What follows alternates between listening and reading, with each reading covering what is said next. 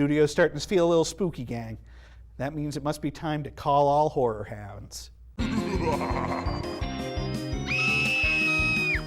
This week, Horror Hounds, we are looking at Jason X, a movie that I have been meaning to watch since it was released because this is the I think 10th installment. I think that's where they're getting the X. The 10th installment in the Friday the 13th series that sees the machete-wielding Jason go to outer space to kill some dudes. Oh man, I remember when this was coming out in the commercials or on TV, this immediately looked like a bad movie, but the sort of cheese fest that you sort of wanted to see. And it is that. I saw it recently because it was featured on one of my favorite podcasts, How Did This Get Made? The Bad Movie Podcast, that if you're watching this show and you're not listening to that podcast, I don't know what to do for you. But Jason X, I don't want to quite say I liked it. I sort of liked it.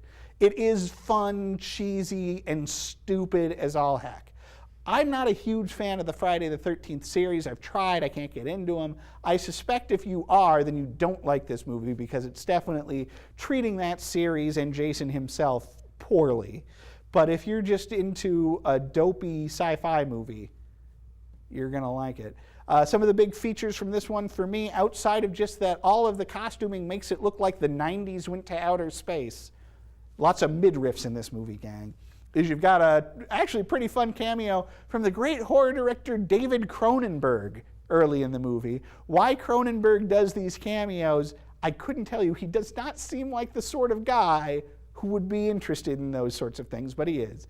The star of the movie is Lexa Doig. You might remember her from the show Andromeda, the Kevin Sorbo show based on a Gene Roddenberry idea that, honest to God, I thought was awful, but that's me.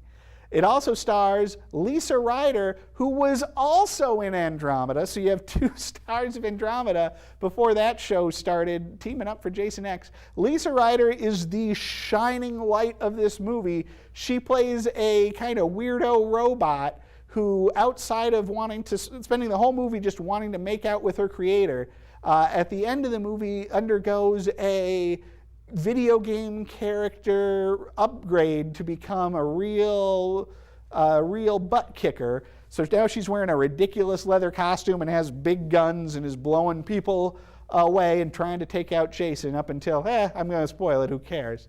Until she's beheaded and spends the rest of the movie being run around. I'll show you what it's like. It's like this. This is the rest of the movie for the robot character right here. Is running around and she's like this, and in the wide shots she's a very fake head, and then they close up to just the actress sticking her head through somebody's arm. So we're going to put that right there as I let you know that this movie, Jason X, is a 2.5-star affair.